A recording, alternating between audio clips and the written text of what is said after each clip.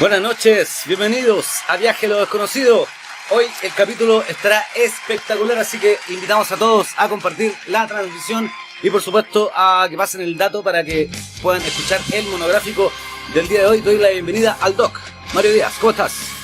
Hola Cristian, hola amigos. Efectivamente, hoy hablaremos de un tema súper especial y lo vamos a hacer con mucho respeto, Cristian. Ajá. Sí, porque es un tema bastante delicado, pero como dices tú, es con harto respeto, Sí, pero con desde una vereda un poco, diría yo, más científica, Mario, ¿no?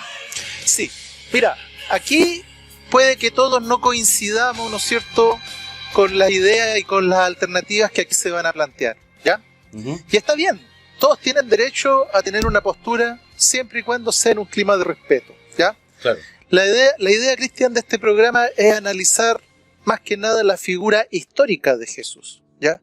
Más allá de sus preceptos religiosos, ¿ya? Aunque no es fácil, ya que ambos aspectos están fuertemente entrelazados, ¿ya? Claro. La vida de Jesús y sus cercanos estuvo fuertemente condicionada por un contexto histórico, ¿ya?, que es imposible de desconocer. Cristian, mira, partes importantes de la vida de Jesús están envueltas en el más absoluto misterio. Y la Iglesia Católica demoró casi 500 años en reconstruir la historia completa de Jesús, ¿ya? Eligiendo entre múltiples fuentes. Mira, vamos a hablar aquí del Nuevo Testamento. Tú sabes que la Biblia tiene el Antiguo y tiene el Nuevo Testamento. Bueno, la historia de Jesús se circunscribe a lo que es el Nuevo Testamento. Y la Iglesia, para ir configurando el Nuevo Testamento, eligió 4 evangelios, que son los evangelios llamados los evangelios canónicos. Mira qué buena esa foto, ¿no? La foto típica, ¿no es cierto?, de la película Jesús de Nazaret que pasaban siempre en Semana Santa, ¿ah? Claro. Infaltable. Entonces, infaltable, un clásico, ¿ya? Uh-huh. Entonces, como te digo, la Iglesia tomó 4 evangelios para construir el Nuevo Testamento, pero existían más de 50 en la antigüedad, ¿ya? Y esos evangelios que no constituyeron parte del dogma se les cataloga de apócrifos, ¿ya? Y esos evangelios tienen mucha información adicional sobre muchos aspectos de la vida de Jesús que desconocemos. Ahora, igual son evangelios donde hay contradicciones entre ellos, hay cosas media fantasiosas, Y lo otro, Cristian, es que se estima que por lo menos 30 años después de la crucifixión de Cristo, recién se empezó a escribir sobre él, ¿ya?, poniendo por escrito las tradiciones orales que existían al respecto. Después de 30 años, entonces imagínate, y todos sabemos cómo el tiempo va deformando muchas veces el relato histórico. Ajá. Mario, ¿cómo el cristianismo logra prevalecer en Occidente? Mira, el cristianismo, y como todas las religiones, ¿ya?, por eso vamos a hacerlo con alto respeto, parte como una secta. Todas las religiones han partido igual, ¿ya? No es algo propio de él. Pero el cristianismo desarrolla una estrategia de expansión exitosa, ¿ya?, comandada por San Pablo. Uh-huh. Pero el cristianismo, para poder prevalecer, tenía que competir con otras religiones de la época, si no era la única que estaba ahí compitiendo, claro, por tratar de conseguir mayor cantidad de adeptos. Uh-huh.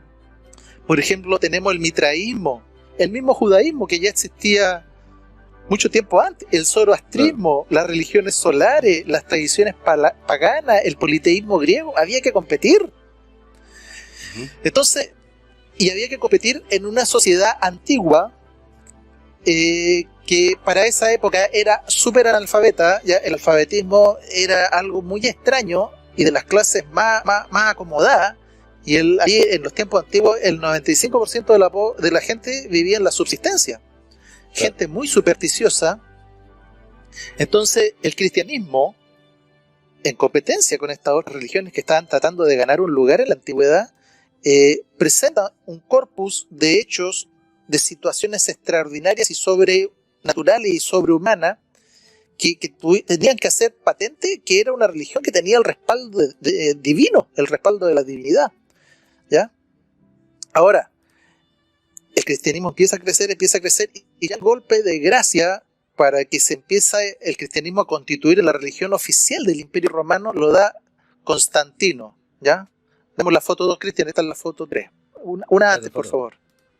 Ok, ahí está. ¿Ya? Constantino, que es un emperador romano en el año 500, toma el cristianismo como la religión oficial del Imperio Romano. Es alrededor del año 500 después de Cristo, ¿ya? Ahora, reitero yo, Cristian, que si bien vamos a tocar teorías no oficiales que se han desarrollado sobre la vida de Jesús, creemos que en ningún caso vamos a menoscabar el mensaje religioso de su obra y de su persona, ¿ya? Eso no va a cambiar independientemente de la veracidad o no de las teorías alternativas sobre su vida que aquí vamos a ir elaborando, ¿ya? Las circunstancias, los hechos pueden ser distintos, pero su mensaje y su obra son eternas, y eso es indiscutible. Demuestra un botón, Cristian. Muchos historiadores, por ejemplo, y escritores están convencidos de que la expansión del cristianismo permitió a la larga la abolición de la esclavitud, ¿ya?, en los países de la cuenca del Mediterráneo. Si bien se pasó después a un sistema feudal, que a nuestros ojos de un ciudadano o de una persona del siglo XXI es un sistema lleno de arbitrariedad del sistema feudal, pero dentro de lo malo ya fue mejor que la esclavitud antigua, ¿ya? Mario, tengo una pregunta un tanto paradójica. ¿Qué hay de cierto que Cristo, escucha bien, qué hay de cierto que Cristo nació antes de Cristo? Oye, Cristian, ¿sabes qué? Hay condoros y condoros, pero este es un condoro bueno. Mira, suena paradójico lo que tú decís, pero es así, po. Te cuento, la fecha, mira, la fecha, veamos la foto número 3.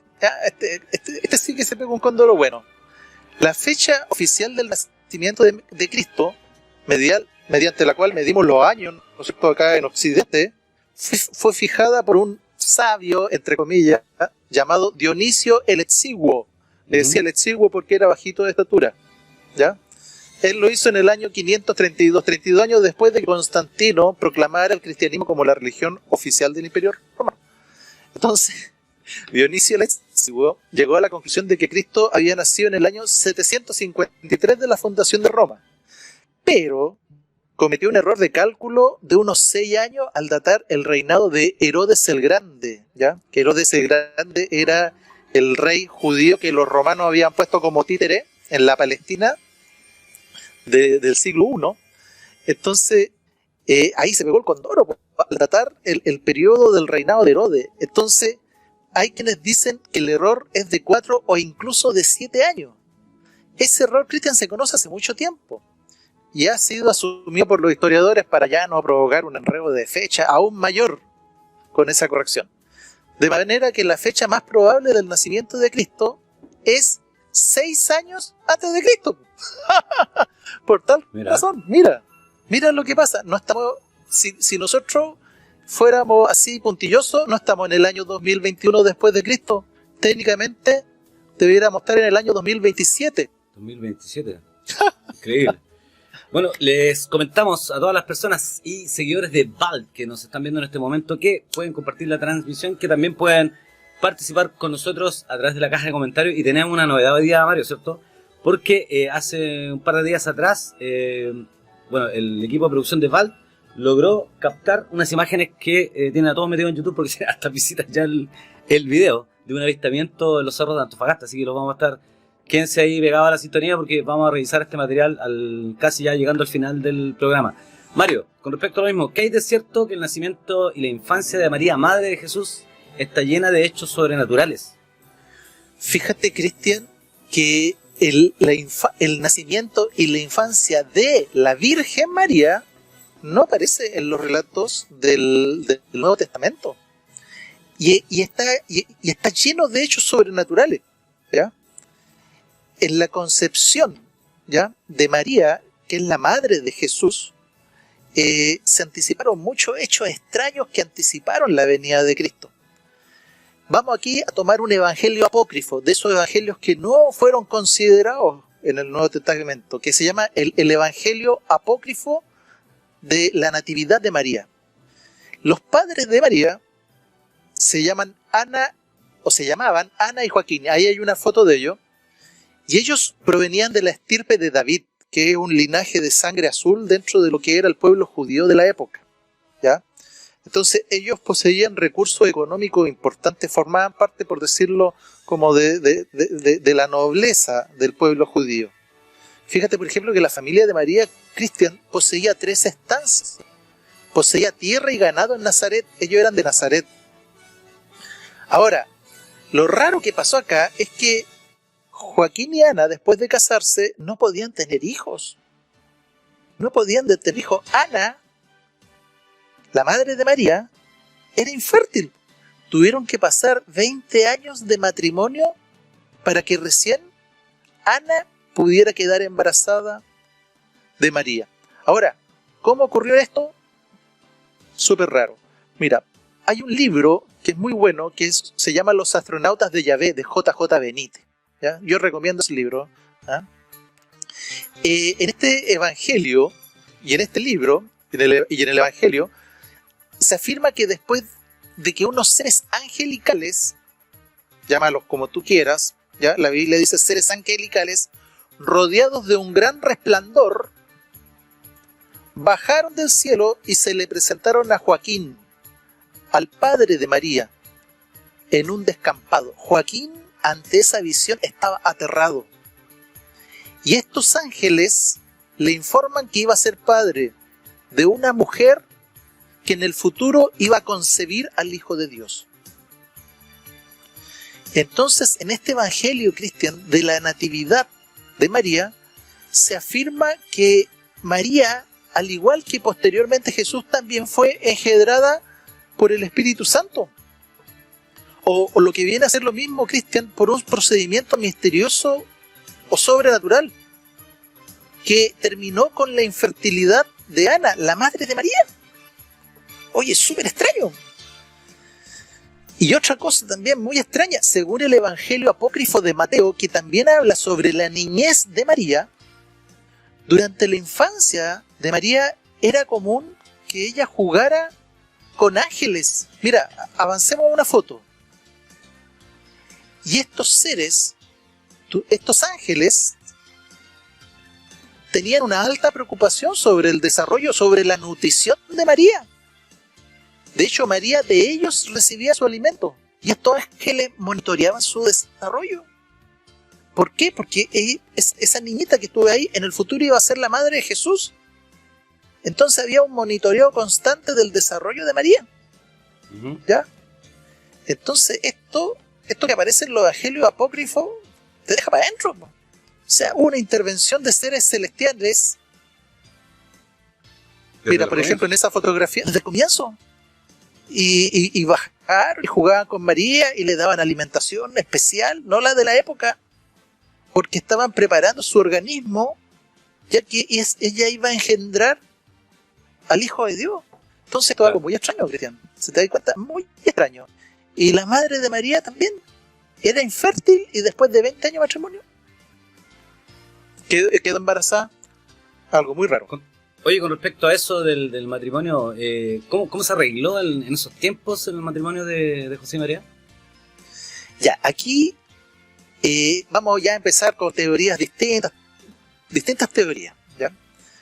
Fíjate, Cristian, que todo esto hecho extraño y misterioso que yo te comenté, los sacerdotes del templo de Nazaret estaban al tanto de todas estas circunstancias, ¿ya? Y también estaban al tanto del divino futuro que le esperaba a María, y ellos hicieron todos los arreglos para que una vez que María tuviera su primer periodo, cosa que ocurrió a los 14 años, se casara prudentemente con un hombre que no la mancillara, y así asegurar la concepción inmaculada de María. ¿Ya? ¿Cómo lo hicieron? Mira, vemos la foto 8. Esta foto es una foto de la tumba de Francisco II en Nantes, en Francia, que muestra a María. Esta foto se llama La Prudencia. En esta foto aparece María y en la parte trasera de la cara aparece un anciano. Y es una foto que refleja las consideraciones que se tomaron para arreglar el matrimonio de un hombre muy anciano con una chica de apenas 14 años, en este caso María.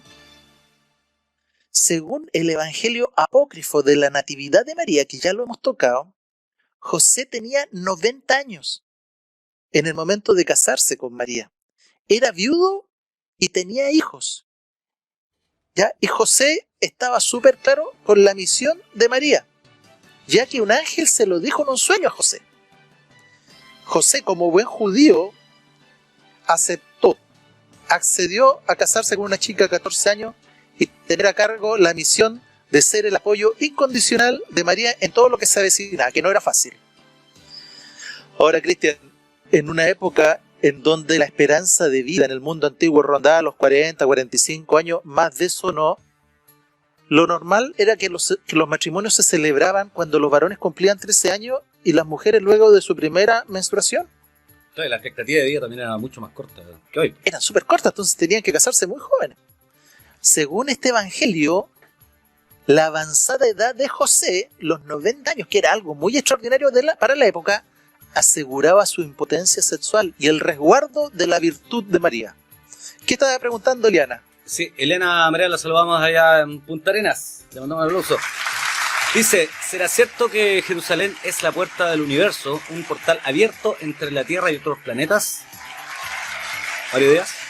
Oye, harto de cierto lo que dice Eliana. Fíjate que Jerusalén es la ciudad central para 3 religiones. ¿Ya? Para el judaísmo, para el cristianismo y para el islamismo. Se han peleado por esa ciudad en guerras religiosas, las batallas que se han hecho han sido tremendas. Y todavía aún en Jerusalén no se puede vivir tranquilo. Jerusalén sí es más de Dios que de los hombres, aunque todos los hombres tratan de apoderarse de Jerusalén. ¿Ya? Entonces lo que dice Eliana es cierto. Creo que es la ciudad del mundo más peleada por las religiones. ¿Ya? En este caso las religiones monoteístas. Claro. Mario, te tengo otra pregunta. ¿Es verdad que el parto de Jesús estuvo lleno de prodigios y que tampoco fue un pesebre, que fue en un pesebre, digamos, y que menos fue en el día 25 de diciembre, fecha que todos conocemos como el día oficial del nacimiento de Jesús? Sí, fíjate, mira, me voy a agarrar de lo último. Nosotros ya, cuando hicimos el especial de brujería, habíamos dicho que el 25 de diciembre fue una fecha arbitraria que colocó la iglesia, claro, como nacimiento de Jesús. Porque justo en esa fecha había una festividad pagana. Entonces la idea era tapar esa festividad pagana colocando una fecha importante dentro del cristianismo, que era, evidentemente, el nacimiento de Jesús. Fíjate que vamos a tomar otro evangelio apócrifo que se llama el Evangelio de la Natividad de Mateo. Y que también hay otro evangelio que se llama el Evangelio apócrifo de Santiago. Ambos evangelios coinciden en que el alumbramiento de Jesús fue en una cueva subterránea, Cristian, y no en un pesebre. ¿Ah? Como sí dicen los evangelios canónicos del Nuevo Testamento. Este último evangelio, el de Santiago, afirma: encontrando una cueva José, introdujo dentro a María, y habiendo dejado a ella con sus hijos, recuerda que José tenía hijos de un matrimonio anterior, José se fue a buscar una partera hebrea en la región de Belén, ¿ya? Una comadrona, alguien que ayudara al nacimiento, al alumbramiento. Fíjate, para colmo, la descripción del apócrifo de Santiago aporta otro detalle. Mira, pasemos la foto de Cristian. La totalidad de los hombres de los alrededores tenían su rostro mirando hacia arriba. ¿Pero a causa de qué? Mateo, ¿no es cierto?, en su texto apócrifo, dice: hacía un rato que José se había marchado en busca de las comadronas, de las parteras. Cuando llegó a la cueva, ya había alumbrado María al infante. Y dijo José: aquí traigo 2 parteras, Selomí y Salomé, pero se han quedado a la puerta de la cueva, no atreviéndose a entrar por el excesivo resplandor que le inunda. Creo que hemos llegado a una fascinante interrogante aquí, Cristian. ¿Qué era y sobre todo de dónde provenía ese excesivo resplandor que inundaba esa cueva, esa gruta? Es algo muy raro, ¿eh? Claro. Mira, acá hay una historia, pero súper interesante. Salome fue la primera en atender a María. Ya el niño había nacido cuando llegaron las parteras. Salome agarró al niño y se dio cuenta de que el niño estaba totalmente limpio. No tenía ningún rastro de su nacimiento, ni sangre, ni líquidos, ni nada. Y esta partera miró la intimidad de María y quedó asombrado porque la intimidad de María estaba incólume. Impoluta. Impoluta, ¿ya? La otra partera no daba crédito a lo que estaba viendo y le dijo a María: María, ¿puedo palpar ahí? María accedió y la otra partera de nombre Salomé le palpó su intimidad, ¿ya? Pero ¿sabes lo que pasó? ¿Qué pasó? Salomé extendió su mano, Cristian, pero esta quedó seca, nada más tocar la parte íntima. Pasemos a la otra foto. Okay. Oye, con Entonces, respecto a la luz que tú comentabas, Mario, ¿sí? o sea, claramente en la foto anterior, acá vemos una nave, o sea... Por eso todo el mundo estaba mirando arriba alrededor de Belén. Exacto. Salomé, Ya, después de tocar la intimidad de María, empezó a llorar porque la mano quedó seca. Santiago es más explícito en su evangelio y dice que la mano de esta partera quedó carbonizada, como lo muestra esa foto. Entonces, Cristian, ¿qué fue lo que pasó allí? Claro. ¿Había una radiación? ¿Por qué se quemó la mano de esa partera cuando tocó la intimidad de María? Si te das cuenta, hay cosas muy extrañas que, o sea, sin para duda la un época, fenómeno sobrenatural por donde sea. Sobrenatural, a lo mejor una radiación producto de esa nave que supuestamente estaba alumbrando la gruta, ¿ya? Todos estos detalles están en el libro Los astronautas de Yahvé de JJ Benítez, que yo recomiendo porque es muy bueno. Ahí están los astronautas de Yahvé. Sí. De JJ Benítez. De JJ Benítez. Tenemos una reacción acá de nuestra seguidora fiel ahí, que es Eliana Marian. Dice: mi apellido es Marian, significa hija de María, la elegida familia hebrea, pero en Damasco está prohibido hablar de Jesús, solo hablas de Dios. Claro, bueno, hay algunas zonas donde el islamismo es fuerte y es extremadamente extremista y ortodoxo. No todo el Islam es así, y solo parte del Islam. Hay un Islam que es muy interesante, es muy proclive al acercamiento de las religiones, pero hay otra parte del Islam que no, así como también en todas las religiones. Ahora, lo que dice Mariam de nuestros nombres son todos. Mira, por ejemplo, tú te llamas Cristian. ¿De dónde viene el cristianismo? Yo me llamo Mario. ¿De dónde viene Mario? Cristianismo. De María. Cristian es el hombre que sigue a Cristo. Eso significa. Claro, entonces todos nuestros nombres son católicos, son cristianos, ¿ya? Mario, te tengo otra pregunta. ¿Es verdad que la estrella de Belén era un fenómeno no natural? Muy parecida a la luz que vimos el otro día. Muy parecida. De hecho, en el libro que mostraste, Benítez, cuando hay una luz, es muy parecida a la que se filmó, ¿ya? La que vamos a mostrar casi llegando al final del programa. Sí. Fíjate, Cristian, que la famosa estrella de Belén siempre ha sido un misterio, ¿ya? ¿Se trataba realmente de una estrella? ¿Por qué era capaz de guiar a los magos? Fíjate que digo magos y no reyes magos, ¿ya? Porque en realidad lo que dice son magos, no dice reyes magos. Y ese es un detalle súper importante. Porque si hubieran hablado de reyes... ¿Por qué se les conoce popularmente como reyes magos? No sé. Pero ese es un detalle súper importante, porque si hubieran sido reyes, ya hubiera sido una visita política, ¿ya?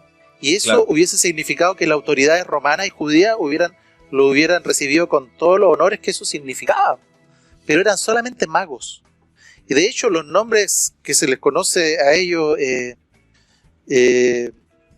Gaspar, Baltasar y Melchor, son nombres que no aparecen en el Nuevo Testamento. ¿Ya? Aparecen en los apócrifos, pero eso fue tomado y se fue incorporando en la tradición popular, ¿ya? Claro. Entonces, ¿cómo esta estrella fue capaz de guiar a los magos ¿por qué se posó delante de la cueva donde nació Jesús de Nazaret? Porque Disculpa, Mario. Sí, dime. Esta foto es bastante sugerente, porque claramente eso no es una estrella, es una nave. Es una foto bastante sugerente y es una foto del libro de los astronautas de Joé, porque, claro, ya. El Evangelio de San Mateo dice, entre otras cosas, que nacido Jesús en Belén, en el tiempo de Herodes el Grande, unos magos que venían del oriente se presentaron en Jerusalén, diciendo, ¿dónde está el rey de los judíos que ha nacido? Mira, y se presentaron en Jerusalén. ¿Ya? Eso a Herodes el Grande, que era el gobernante judío títere del Imperio Romano, lo sobresaltó y empezó desde ese momento a empezar a planear algo que después fue llamado, digamos, la matanza de los santos inocentes. Bueno, la cosa es que los magos llegaron ahí a Jerusalén y gritaron a todo el mundo que iban a ver al rey de los judíos. Entonces yo creo que ahí fue una mala jugada. Bueno, la cosa es que le indicaron, según las indicaciones de los magos, de cómo iba dirigiendo la estrella, le dijeron que seguramente iba a ser en las cercanías de Belén, ¿ya? Y haciendo los cálculos de todas las indicaciones de los magos. Así que los magos se pusieron en camino, ¿ya? Y la estrella iba delante de ellos, hasta que llegó esa estrella y se detuvo encima del lugar donde estaba el niño. Al ver que la estrella se detuvo arriba de esta cueva, los magos se llenaron de alegría. El mismo Evangelio apócrifo de Mateo dice que había una estrella que expandía sus rayos sobre la gruta desde la mañana a la tarde. ¿Qué estrella es capaz de iluminar de día, Cristian? Solamente lo que ambos sabemos. Claro. ¿Ya? Cuesta cómo decirlo. Cuesta como decirlo. No susceptibilidades. Susceptibilidades. Ya lo que sucede, y estamos... que Eliana de nuevo está... ¿Qué dice? Dice, hay un libro muy bueno que se llama Caballo de Troya, y sí, él narra que la concepción de Jesucristo fue por técnicas alienígenas. Bueno, de hecho es de JJ Benítez. Sí, vamos a hablar de Caballo de Troya, vamos a hablar del Código Da Vinci, vamos a hablar de varios libros. ¿Ya? Claro. Entonces, esta estrella fue capaz de posarse en la tierra, Cristian, después de haberse detenido, se posa en la tierra justo en la entrada de la gruta, según el Evangelio apócrifo de Mateo. ¿Ya? No aparece en la Biblia, son evangelios apócrifos, no fueron considerados, pero existen. ¿Ya? Ajá. Entonces vieron los magos con al niño, con su madre, ¿no es cierto, María? Y sacaron todos los dones, todos los regalos, oro, incienso y mirra. ¿Ya? Luego de esto, Cristian, advertidos por los magos, la familia de Jesús huye a Egipto, donde vive exiliada durante más de 2 años. ¿Y por qué? Porque justo al ratito después, ¿no es cierto?, Herodes hace ejecutar, ¿no es cierto?, a todos los nacidos los últimos 2 años en la matanza llamada la matanza de los santos inocentes. ¿Por qué? Claro. Porque claro, había que matar porque había nacido el rey de los judíos y el único rey era él, desde su perspectiva. Claro. Pregunta, después del exilio en Egipto, Mario, espera, la musiquita acá, el DJ se quedó dormido, ya. Después del exilio en Egipto, ¿cuándo nuevamente hay noticias de Jesús? Mira, vamos a los evangelios canónicos. Recién 10 años de la vuelta del exilio en Egipto, estuvieron 2-3 años exiliados, nuevamente hay noticias de Jesús en el Nuevo Testamento. En el Evangelio de Lucas, ¿ya?, en el capítulo 2, versículos del 41 al 52, el Evangelio canónico y que forma parte del Nuevo Testamento, hay una mención a Jesús a los 12 años, cuando va al templo de Jerusalén a debatir las escrituras con los rabinos, con 12 años, Cristian. ¿Ya? Claro. De hecho, hay una situación ahí que el niño se pierde y están como 3 días los papás José y María buscando, pero no lo encuentran. ¿Ya? Entonces, el que Jesús esté discutiendo a los 12 años con los rabinos del templo de Jerusalén, o sea, con las más altas autoridades religiosas de la época, discutiendo sobre la escritura sagrada, ese hecho, Cristian, refleja la refinada educación de la que gozó Jesús, ¿ya?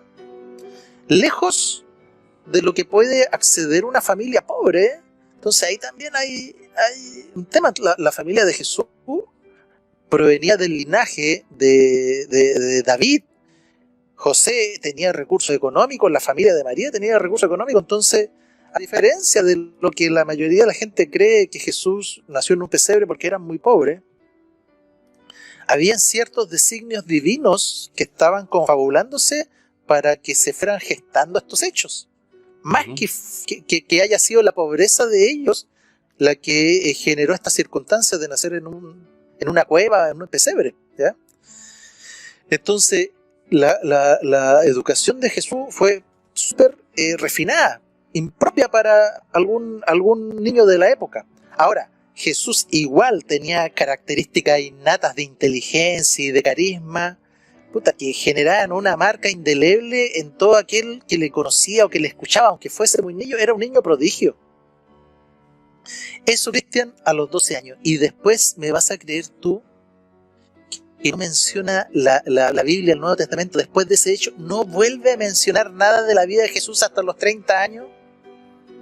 Con respecto a lo de mismo... los 12 a los 30, 18 años perdido. Sí.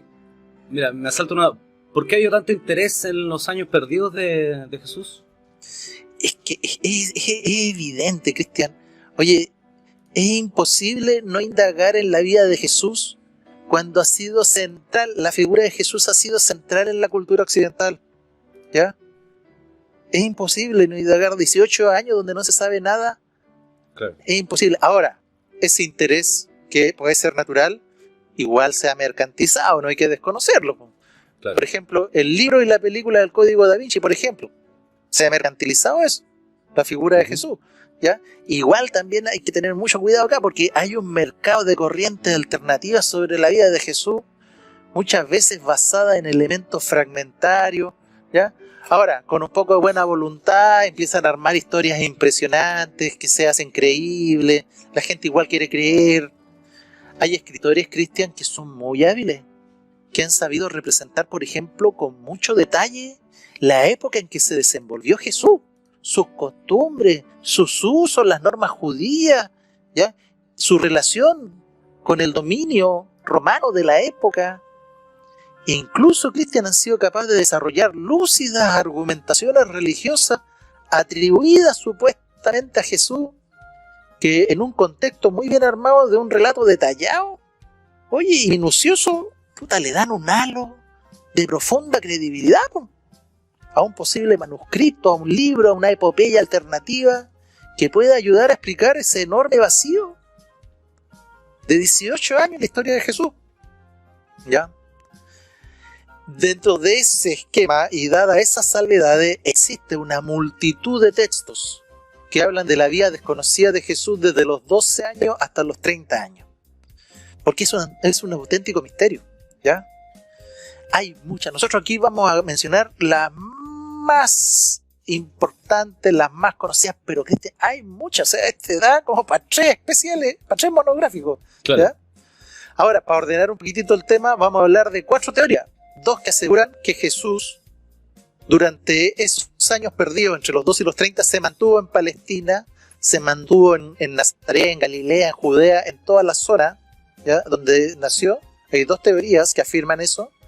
Hay más, ya, pero vamos a hablar de estas 2. Y hay otras 2 que señalan que Jesús viajó fuera de Palestina. Perfecto. Hizo viajes, Antes, ¿ya? Te tengo otra pregunta, Doc. Pero tenemos una reacción acá de Mario. Mira, tu padre, don Mario Marcelo Díaz Fletcher. Mucha suerte, muchachos, con este programa. Ustedes no dejan de asombrarnos con estos temas. Saludos a don Mario. Te quiero mucho, viejo. Doc, padre. ¿Ah? Sí.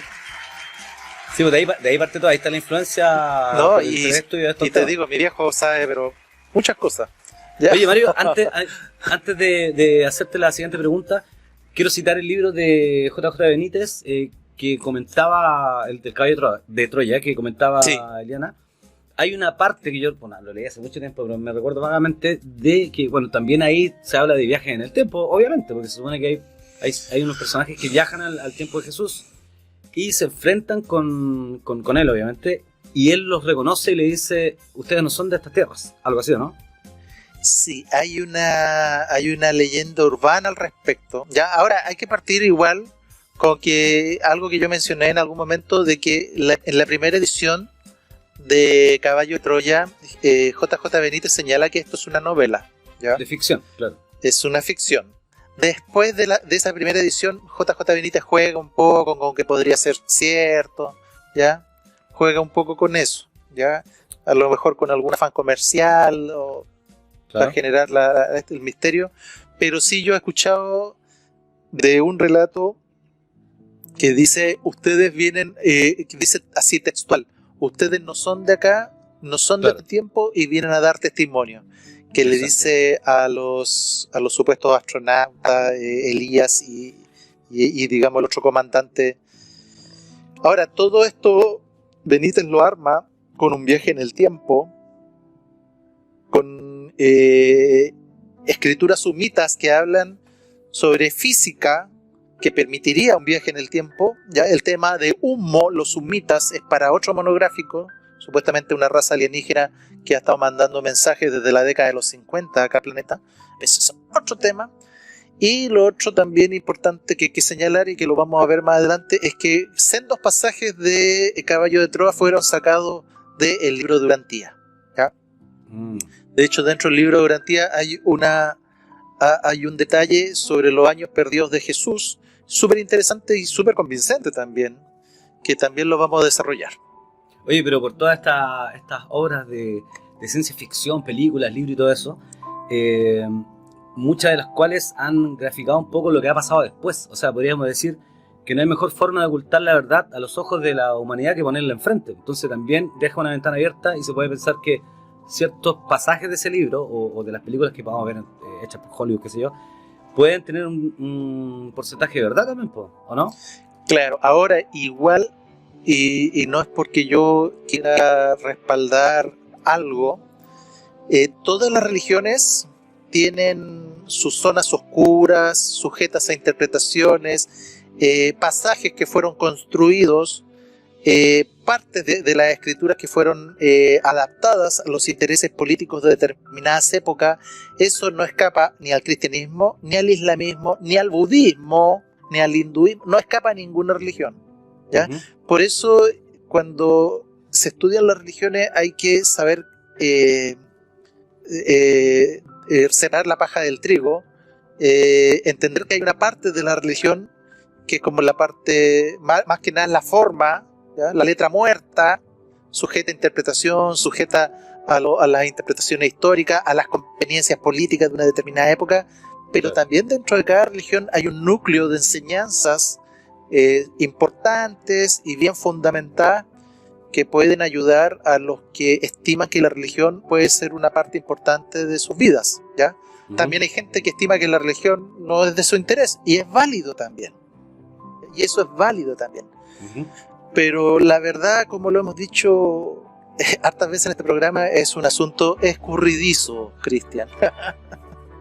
Como decía Jaime Rodríguez, no lo niegue, tampoco lo crea, investigue. Mario, empecemos por las teorías que señalan que Jesús se mantuvo en Nazaret. ¿Cuáles son las más importantes? Mira, vamos a la foto 14. Aquí hay un autor joven, ¿ya?, que ha desarrollado una teoría súper interesante. Ese libro se llama Jesús de Nazaret el Celote, ¿ya?, de Reza Aslam, un autor muy, muy joven. Y este autor trata de explicar los años perdidos de Jesús en relación a que Jesús fue el salvador del pueblo judío, pero no fue un salvador espiritual, un salvador religioso, un salvador de almas como lo expresa la Biblia, sino que un líder militar. Recuerda que el pueblo judío estaba bajo el yugo romano en la época. Claro. Y había gente que estaba apta. Y esperaban justamente a un guerrero. Un guerrero, un comandante, ¿ya? Un líder militar. Entonces, que lograra la liberación de los judíos de los romanos, cosa que se logró después, ¿ya?, como 70 años después de la muerte de Jesús, a través de un guerrero que se llama Simón Bar Kokhba, que aquí no lo conoce nadie, pero dentro de la historia del pueblo judío es alguien importante. Eso lo logró un guerrero como 70, 80 años después, ¿ya? Pero había muchos que cuando veían a Jesús y lo escuchaban, oye, lo veían como el líder guerrillero que necesitaban para liberarse del yugo romano, ¿ya? Entonces evidencia sobre esta hipótesis de Reza Aslan, y no solamente de él, hay varios autores, son varias. De hecho, hay una que dice que Jesús no era Jesús de Nazaret, porque en realidad Jesús nació en Belén y no nació en Nazaret. Se puso a vivir ahí porque era de donde provenía la familia de su mamá. Claro. Entonces, el verdadero nombre de Jesús era Jesús el Nazareno. Y los nazarenos eran una facción guerrillera de los celotes. Guerrilleras de armas tomaron, ¿me entendés? Otro argumento, Cristian, a favor de esta teoría es que la muerte de Jesús en la cruz es propia de una persona que atenta contra la autoridad romana. Un guerrillero, un elemento subversivo. Un condenado, por ejemplo, por la ley judía, lo cual el dogma afirma que así fue, ¿ya? No fue condenado Jesús por haber haber pedido al pueblo que se subleve ante el yugo romano. Él fue el que dijo, darle a Dios lo que es de Dios y al César lo que es del César. Al César lo que es del César, claro. Claro, entonces a Jesús se lo condenaron porque el Sanedrín lo acusó de pervertir las escrituras, ¿ya? Y predicar con la mentira. El Sanedrín, que era la cúpula judía, ¿no es cierto?, religiosa, que estaba ahí en Jerusalén y que dictaminaba todos los preceptos y los usos religiosos de la época, ¿ya? Uh-huh. Un condenado cristiano, por ejemplo, por la ley judía, no lo crucifican. Por ejemplo, la muerte podría haber sido por lapidación. O sea, empezar a agarrarlo a peñascazo, como se dice acá vulgarmente. No, claro. La crucifixión. La crucifixión era un castigo romano, no un castigo judío, ¿ya? Entonces, estos son los argumentos sobre los cuales se basa Reza Aslan para decir de que Jesús era un líder, pero un líder guerrillero, no un salvador del pueblo judío, pero del yugo romano, no un salvador de almas, un salvador espiritual, como lo expresa la Biblia. Ajá. Bueno, Mario, la teoría que menciona el libro de Urantia es polémica también. ¿De qué se trata? Ya, mira, el libro de Urantia, que tiene 4 capítulos, es un libro, pero yo creo que aquí yo batí mi propio récord. Este libro, Cristian, es pero grueso, y más encima la hoja es hoja así tipo de papel de arroz, ¿ya? Tiene, y no estoy ufanando de haberlo leído porque me costó mucho tiempo leerlo, tiene 2100 hojas. Está dividido en 4 partes, sí, y la última parte es la historia de Jesús, que deben ser unas 600 hojas. Yo les recomiendo que lo lean. ¿Por qué? Porque supuestamente es un libro canalizado a principios del siglo XX y está muy bien escrito, ¿ya? Y entrega una historia muy coherente sobre la vida de Jesús. Ahí está el libro de Urantia.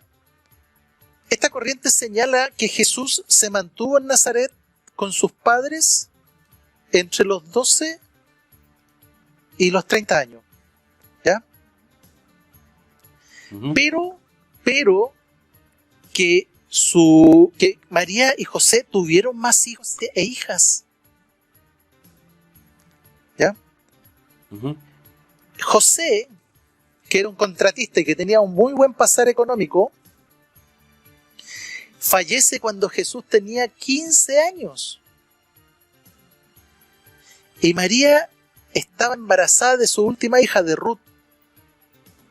Desde ese momento, y eso lo describe en detalle el libro de Urantia, las cosas se ven cuesta arriba para la familia, porque muere José, que no era ese viejito de 90 años que vimos en las teorías anteriores, sino que era un hombre de una edad equivalente a la de María, ¿ya?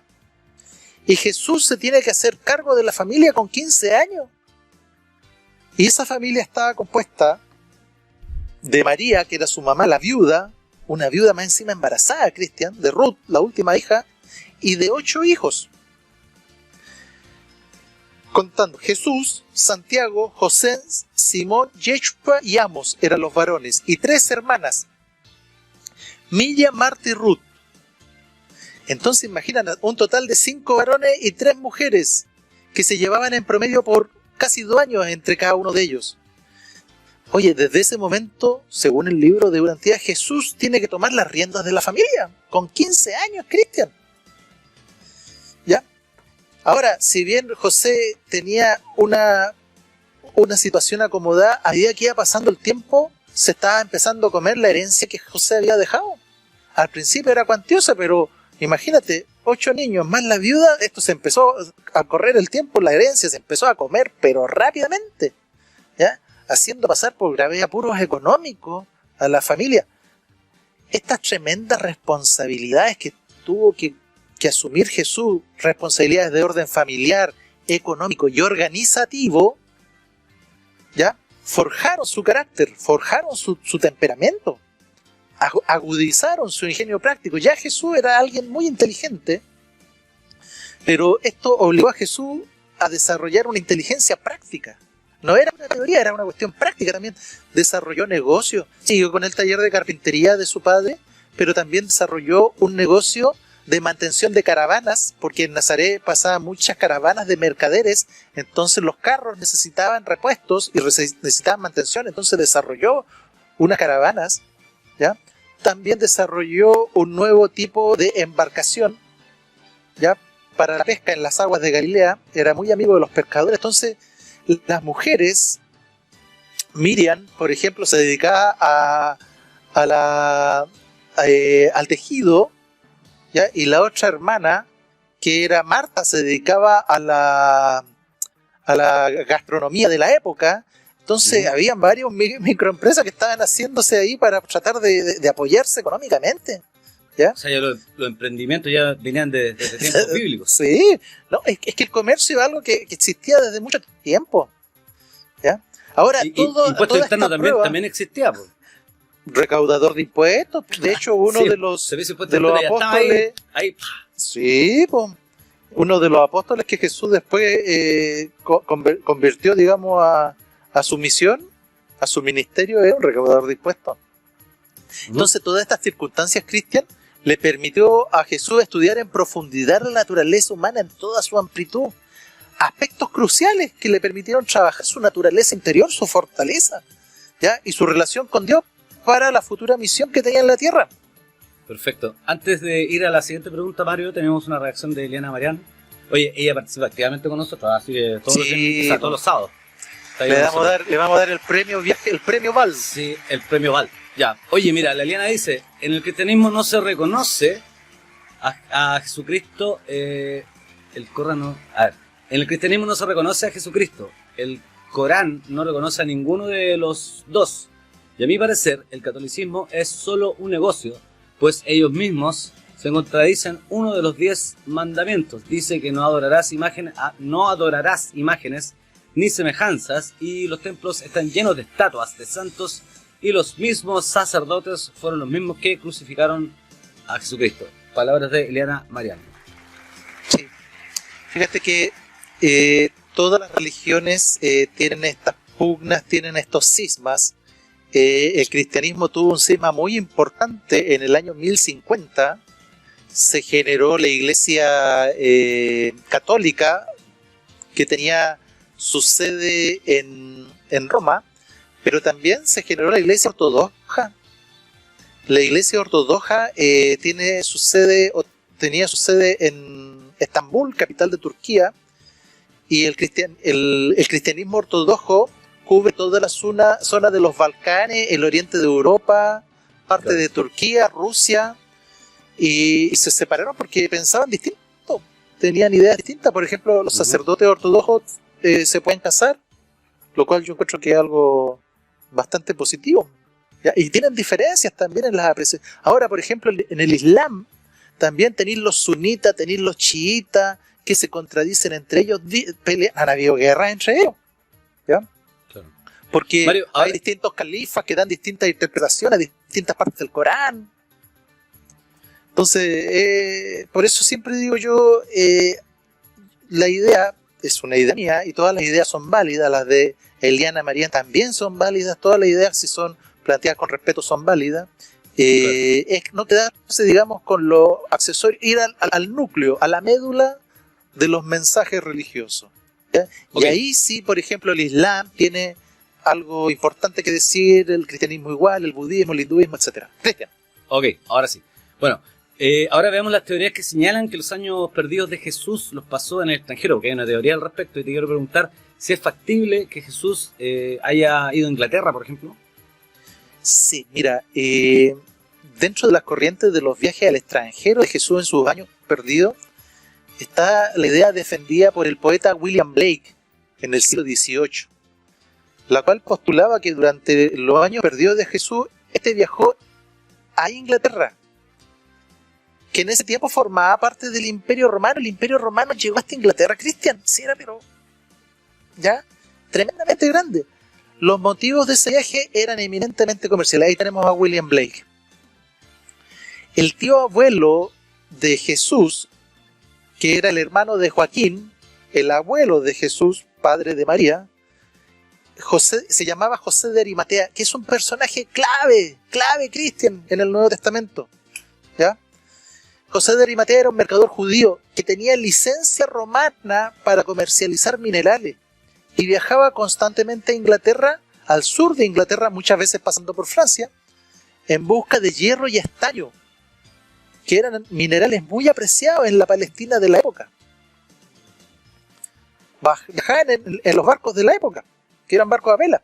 Según William Blake, la compañía de Jesús en esos viajes era habitual. Y en esos viajes Jesús conoció a la tribu de los druidas, una tribu ancestral que vivía en el sur de Inglaterra, autóctonos de las tierras británicas, y fueron los druidas los que introdujeron a Jesús en el arte de la sanación y en el uso de las hierbas, elementos claves en los milagros del ministerio de Jesús. Estos viajes comerciales en estos viajes comerciales, Jesús gozó de buenas ganancias junto a su tío abuelo, que se condicen con las responsabilidades familiares que tuvo que afrontar debido a la muerte de su padre terrenal, ya José. ¿Ya? Que la Biblia no es capaz de ubicar bien, la Biblia en el Nuevo Testamento, en los evangelios canónicos, no es capaz de ubicar bien la fecha de la muerte de José, ¿ya? Pero todos los estudios indican que José tiene que haber muerto cuando Jesús aún era muy joven. Bueno, Mario, veamos las teorías más polémicas de todas. ¿Es probable que Jesús haya viajado también a la India en esos años perdidos? Uy, esa es la más polémica. Esa es la más polémica. Mira, veamos las fotos 21, 22 y 23. Y aquí vamos a hablar de autores como Nikolai Notovich, que ese es el primer autor, ¿ya? Nicolás Notovich, André Faber-Kaiser y actualmente Thor Judorovich, ¿ya? Mira, Andrea Faber-Kaiser, Jesús vivió y murió en Cachemira. Mira. Todos estos autores, Cristian, han asegurado que Jesús emprendió muy joven, a los 13 años, un viaje al lejano oriente.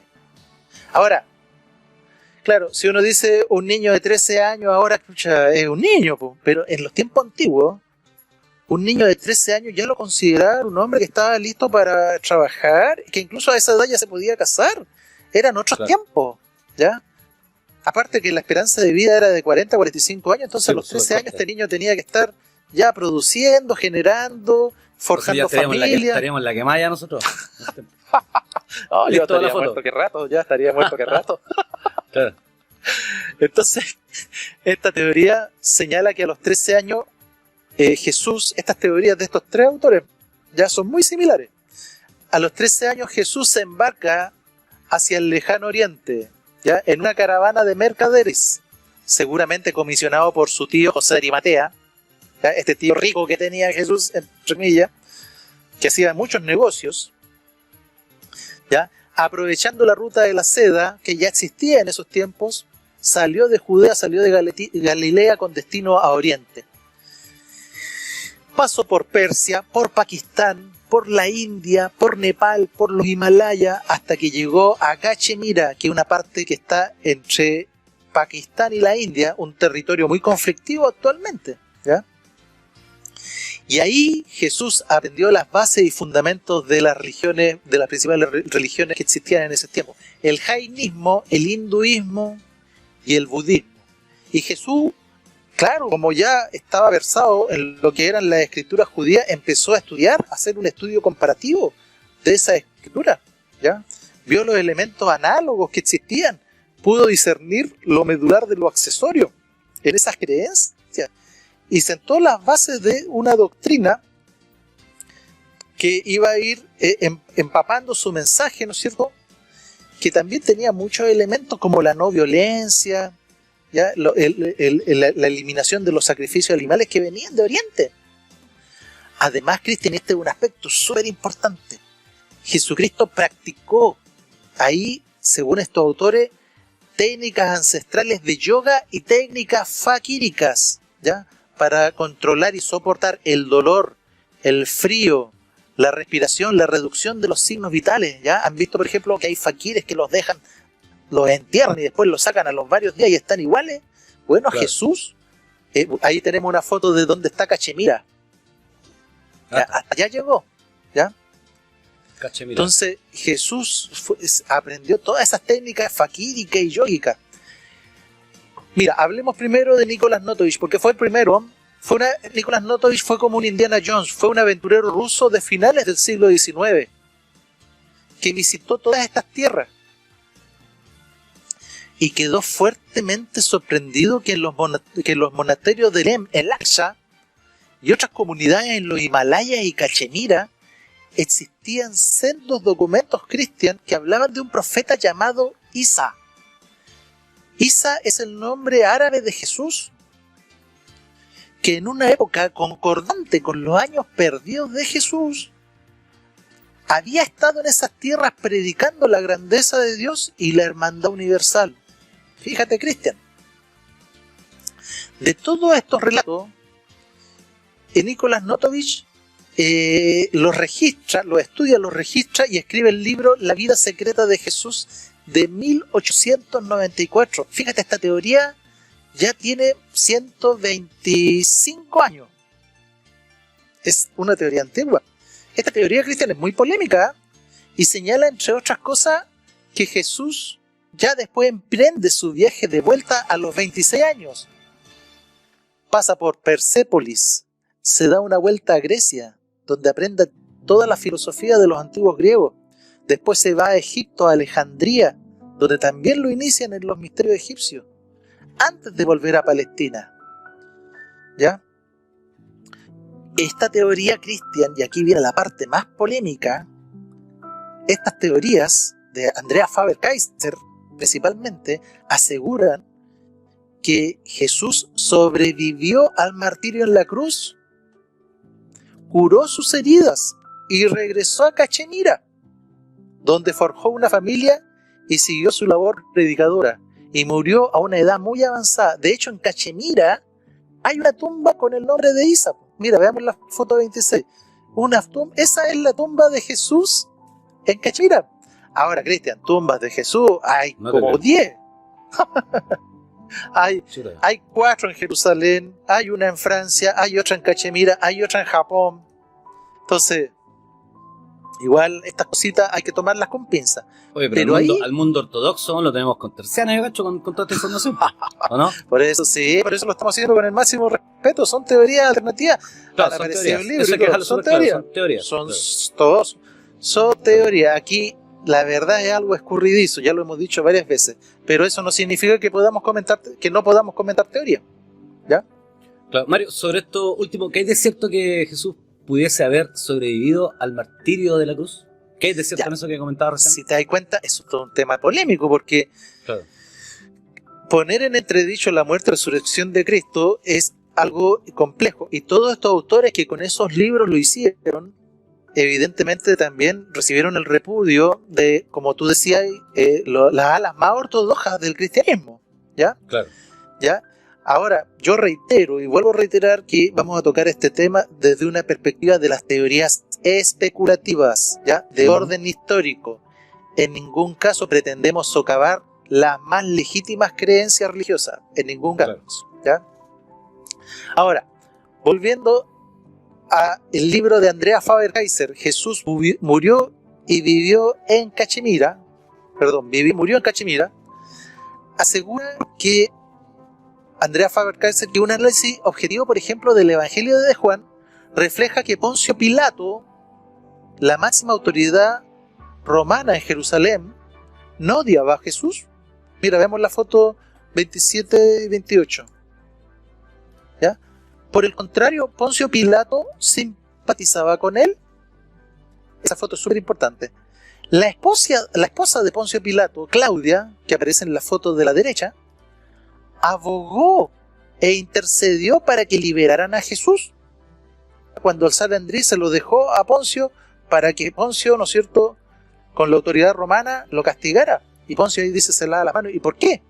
Porque Claudia, la esposa de Poncio Pilato, que muchos aseguran que era una seguidora de Jesús en secreto, porque ella era una ciudadana romana, ¿ya?, abogó y le pidió a Poncio que liberara a Jesús, que Jesús era un hombre justo, ¿ya?, que en sueños incluso ella había visto que Jesús era inocente de todos los cargos que le estaban atribuyendo ahí.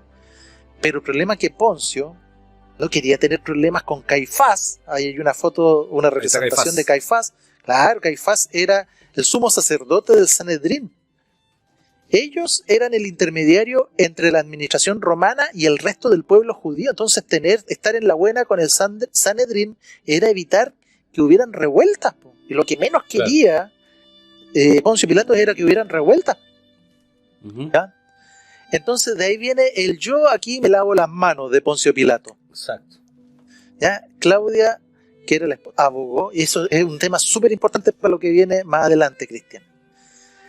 Ahora, el tiempo necesario, y ahora vamos a ir a la crucifixión, el tiempo necesario para alcanzar la muerte por crucifixión, que es una tortura horrible, va de horas a varios días y depende exactamente del método de crucifixión empleado, porque hay varios, no hay uno solo, ¿ya?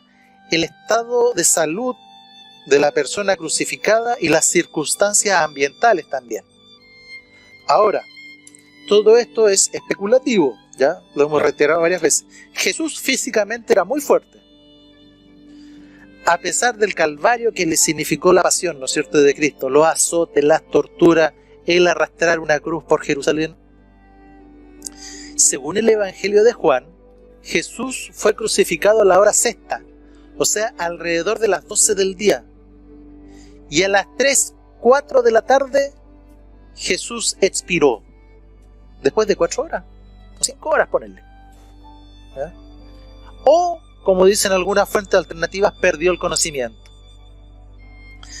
Fíjate, Cristian, que según los evangelios, Cristo rehusó un vino agrio y mezclado y drogado con mirra que se le entregó para tratar de aliviar su sufrimiento. Algunos piensan que era un licor preparado por las mujeres de Jerusalén para aliviar los dolores de las víctimas de la crucifixión. Y los romanos lo aceptaban, ¿ya? Los soldados romanos que estaban ahí lo aceptaban. Sin embargo, otros dicen que poco antes de expirar sí aceptó ese vino agrio de una esponja que le pusieron en la boca. Y según estos autores, Jesús no expiró, sino que perdió el conocimiento. Debido al efecto narcotizante, le pusieron un narcótico en la bebida para que perdiera el conocimiento e hiciese creer a los soldados romanos que ya había muerto. Según Andrea Faber-Kaiser y Thor Jurodovich, los dos autores que habíamos visto, las técnicas faquíricas que aprendió Jesús en Oriente le permitieron entrar en un profundo trance y soportar así el horrible martirio de la crucifixión. Y por otro lado, Claudia, la esposa de Poncio Pilato, presionó a los soldados romanos para que tuvieran el máximo de clemencia con Jesús. ¿Te das cuenta? Polémico. Claro. Mario, ¿qué pasa después de la supuesta muerte de Jesús en la cruz? ¿Quiénes lo atienden? ¿Y qué pasa con el tema de la resurrección también? Porque es un tema bastante importante dentro de todo lo que estamos conversando. Sí, no, es un tema pero muy, muy, muy importante. Fíjate que en primer lugar lo que hay que observar acá es que Jesús no fue entregado a sus enemigos, sino a los que eran sus amigos. O sea, el cuerpo de Jesús, ¿ya? No se le entregaron a los enemigos, no se le entregó al Sanedrín. Así, por ejemplo, en el Evangelio de Juan, veamos las fotos 29 y 30, después José de Arimatea, el tío abuelo de Jesús, a escondidas por miedo al Sanedrín. Veamos la foto anterior, Cristian. Le pidió a Pilato que le dejase llevar el cuerpo de Jesús, y Pilato se lo concedió. Y fue con Nicodemo. Ya, ahí tenemos una foto de Nicodemo. Nicodemo llevaba aloe vera y mirra para atender al cuerpo de Jesús. Nicodemo es alguien pero súper clave, Cristian. Nicodemo era miembro del Sanedrín, pero era un miembro disidente que en secreto seguía la enseñanza de Jesús. Y hay muchos que dicen que Nicodemo era un rabino que tenía poderes tremendos. Mira, te quiero contar un paréntesis, una historia sobre el poder que algunos rabinos judíos pueden tener. Veamos la próxima foto, ¿ya? Ese rabino que aparece a la izquierda, yo esta historia la supe por Mario Sabán. Mario Sabán es el hombre que está a la derecha de la fotografía. Él es un cabalista, ¿ya? Yo creo que con Alberto Gozlán deben ser los eruditos que más saben sobre la cábala de los hispanos en lengua castellana. Bueno, esta historia yo la sé de Mario Sabán. Mario Sabán dice que Isaac Kaduri, que es el abuelito que vemos a la izquierda, que vivió 105 años, era un rabino que vivió en el siglo XX, entre 1901 y murió el 2006. ¿Por qué traje a colación a Isaac Kaduri? Porque Nicodemo era un Isaac Kaduri de la época. Isaac Kaduri era un rabino espectacular, tenía poderes sobrenaturales reconocidos por los mismos judíos, ¿ya? Hacía exorcismo, porque en el judaísmo también hay posesiones. Isaac Kaduri hacía exorcismo, realizaba curaciones milagrosas. Hay una historia, Cristian, que cuesta que al principio de la década del 90, un banquero argentino tenía grave a su hija. Y era un banquero de origen judío sefardí. Se llamaba Adolfo Sadfie.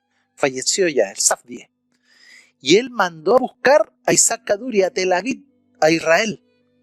Este abuelito con 92 años se pegó un viaje en avión desde Tel Aviv a Buenos Aires. La hija de este banquero judío se estaba muriendo.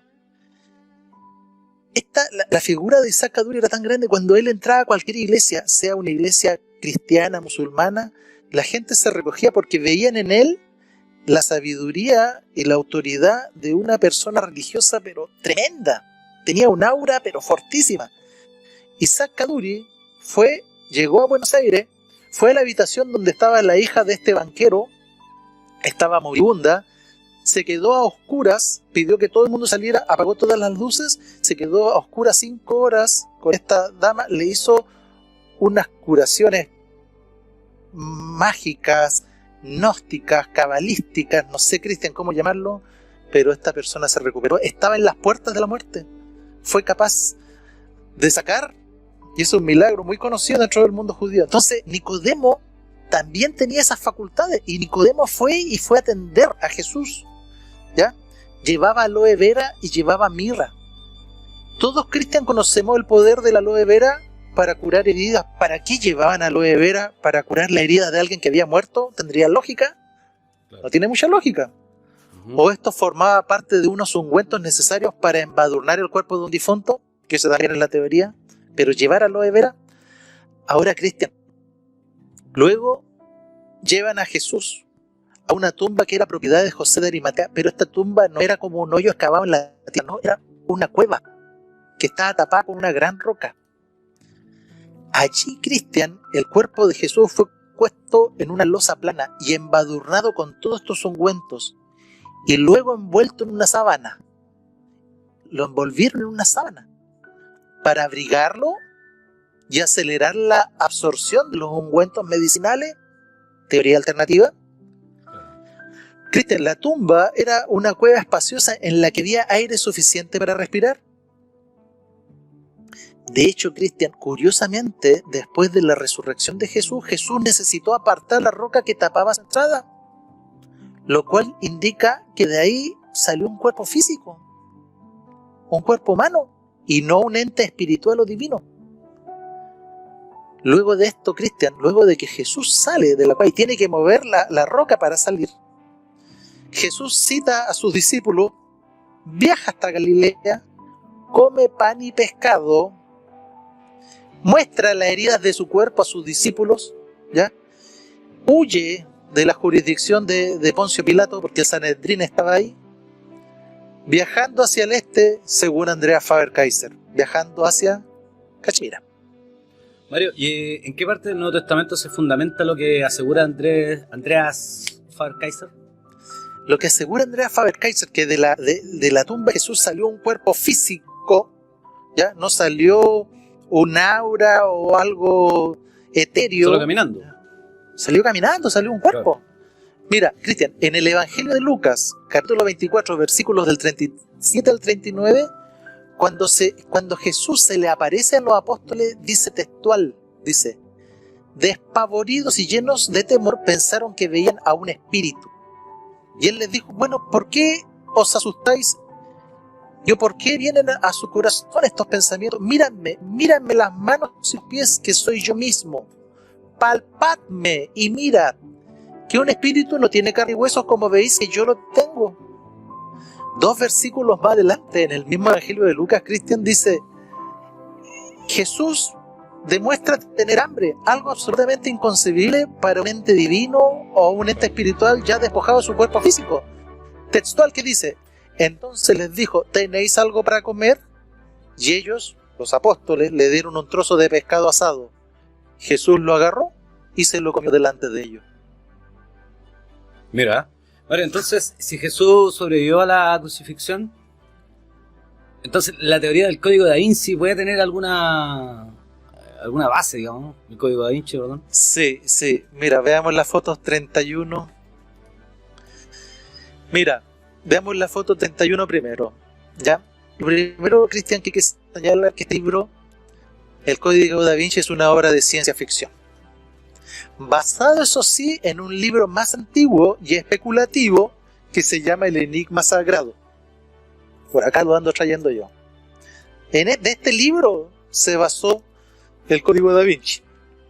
¿Ya? Partamos por ahí. Y en ese libro se postula que Jesús justamente estaba casado con María Magdalena, que sobrevivió a la crucifixión, que posteriormente de ese matrimonio con María Magdalena nace una hija llamada Sara, y que junto a su familia parte a Francia a forjar una nueva vida, otra teoría alternativa, ¿ya? De esa nueva vida se genera la descendencia de una tribu que se llama los merovingios en Francia, de la cual supuestamente descenderían todos los gobernantes, los príncipes, los reyes de una Europa que ya estaba naciendo y que se estaba transformando en una Europa cristiana después de pasados los años. Se especula, Cristian, que tanto Jesús como María Magdalena tienen sus tumbas en Francia, ¿ya? En la ladera del monte Cardoux, cerca de Rennes-le-Château, que tiene otro enigma para otra cosa. Mira, veamos la foto 33 para que veamos la tumba de Jesús en Francia. Ahí está la tumba a la izquierda, la supuesta tumba de Jesús, y a la derecha aparece una pintura ya del siglo XVIII que muestra esa supuesta tumba, ¿ya? Ahora, Cristian, pensar de que Jesús se haya casado no estaría en contra de las costumbres de la época. En esa época, un rabí por lo general era casado. Cristian, hay un episodio muy extraño en la Biblia, pero súper extraño, que a muchos estudiosos ha tenido de cabeza, y que es el episodio de las bodas de Canaán, ¿ya? Donde María le exige, la madre de Jesús, le exige a Jesús que resuelva el problema que se acabó el vino en esa boda. Mira, veamos la foto 34. ¿Ya? Ahí están las bodas de Canaán. Entonces, muestran a María, supuestamente Jesús y María fueron invitados a esa boda, pero María en la boda está como la anfitriona, ¿ya? Está dando órdenes, ¿ya? Se presenta como la señora judía que ofrece un festín por el casamiento de su primogénito, porque no se entiende cómo ella empieza a dar órdenes. Mira, el Evangelio de Mateo dice, Y cuando el vino se había acabado, la madre le dijo a Jesús: ya no tienen vino. Entonces Jesús le responde: ¿qué tienes conmigo, mujer? Aún no ha venido mi hora. Pero María ignora la protesta de su hijo y le dice a los sirvientes, ella, tomando las riendas de la boda, haced todo lo que dijere, ¿ya? Y los sirvientes obedecieron con total naturalidad, como si estuvieran acostumbrados a recibir órdenes de María, ¿ya? Y en ese momento los sirvientes empiezan a llenar con agua los jarrones y se empiezan a transformar en vino por orden de Jesús. Entonces se realiza el milagro de la transmutación del agua en vino, pero la gran pregunta aquí: ¿por qué dos supuestos invitados a la boda asumieron toda la responsabilidad de abastecer de vino a toda la concurrencia? Hay autores que postulan que era porque las bodas de Caná eran las bodas propias de Jesús. En ese caso, no solamente era su responsabilidad, Cristian, y la de su madre, sino que también era su obligación y debía suministrar todo el vino necesario para sus invitados, como señalaban las rígidas normas de las costumbres judías de la época. Ajá. Mario, ¿qué hay de cierto sobre que el sudario que cubrió a Jesús se impregnó de una radiación desconocida que dejó impreso, bueno, su rostro? Todos conocemos su rostro y su cuerpo, Cristian. Su rostro y su cuerpo. Ah, sí, porque era... No, es que lo que pasa es que siempre se muestra solamente el rostro, pero claro, efectivamente y ahí la foto dejó impreso el cuerpo. El cuerpo, y por delante y por atrás, aquí lo vamos a ver. Mira, Andrea Faber-Kaiser, que es una corriente muy alternativa. Ahí está.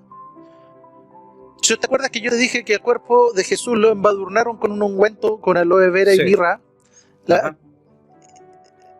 Y que a la vez lo envolvieron en una sábana. Bueno, esta es la famosa sábana santa. Pero aquí hay una re importante.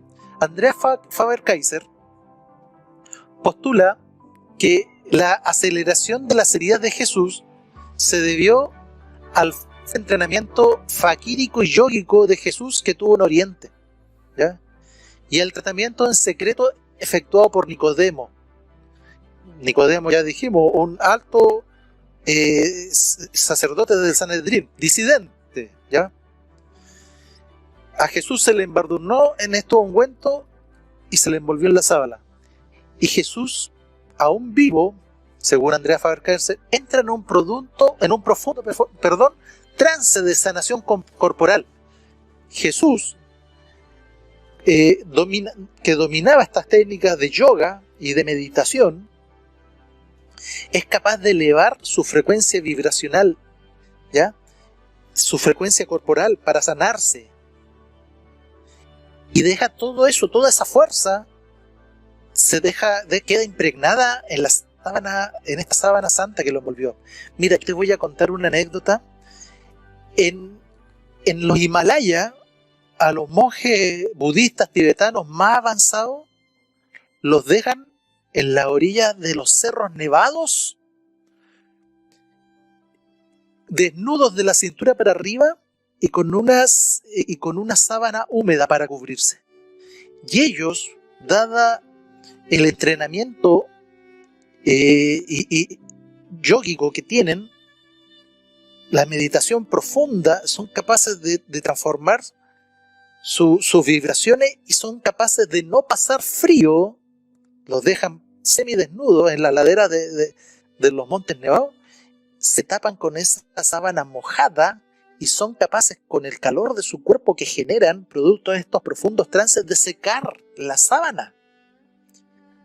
Así es de potente el cuerpo humano cuando es capaz de manejar estas técnicas, y Jesús manejaba estas técnicas. Mira, ahí tenemos la forma en que estaba envuelto.